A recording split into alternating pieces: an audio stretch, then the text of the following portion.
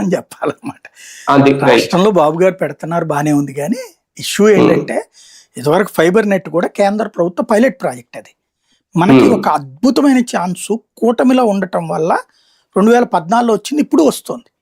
కానీ నోటికొచ్చిన ముద్ద ఒకప్పుడు చంద్రబాబు గారు 2004కు ముందు అయితే కనుక అట్లాంటి ఆ పథకాలని బాగా వినియోగించి లైక్ డ్వాక్రా గ్రూపులు ఇట్లాంటివన్నీ తీసుకురావడం వల్లే కదా ఆయన సక్సెస్ అయింది. అలాంటి సిచ్యుయేషన్ నుంచి ఇప్పుడు సీన్ మారుతుంది. ఇప్పుడు జరుగుతున్నది ఏంటంటే సద్వినియోగం కాకుండా దుర్వినియోగం ఎక్కువ అవుతుంది.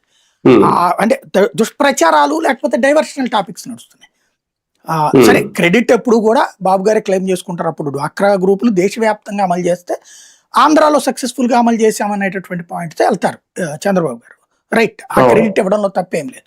కొన్ని రాష్ట్రాలు సక్సెస్ అయింది, కొన్ని రాష్ట్రాలు ఫెయిల్ అయింది. గుజరాత్ సక్సెస్ అయింది అట్లా, కానీ గుజరాత్ ఇక్కడ చెప్పుకోం కదా మనం. మన రాష్ట్రంలో మనం సక్సెస్ అయింది కాబట్టి చెప్పుకుంటా నడుస్తుంది. అలాగే క్రిందటిసారి నరేంద్ర మోడీ అధికారంలోకి రాగానే ఆయన ప్లానింగ్ ఏంటంటే దేశవ్యాప్తంగా ప్రతి ఇంటికి కేబుల్ టీవీ ఉండాలి, కేబుల్ విత్ ఇంటర్నెట్. ఇది వీళ్ళకి ఎవరికి తెలియంది ఏంటంటే, నేను జర్నలిజం ఫీల్డ్ లో ప్రింట్ మీడియా తర్వాత కేబుల్ మీడియాలో నుంచి వచ్చినోండి కదా.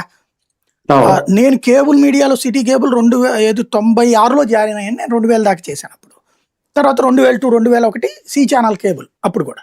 కాబట్టి కేబుల్లో దాదాపు 6 ఏళ్ల ఎక్స్పీరియన్స్.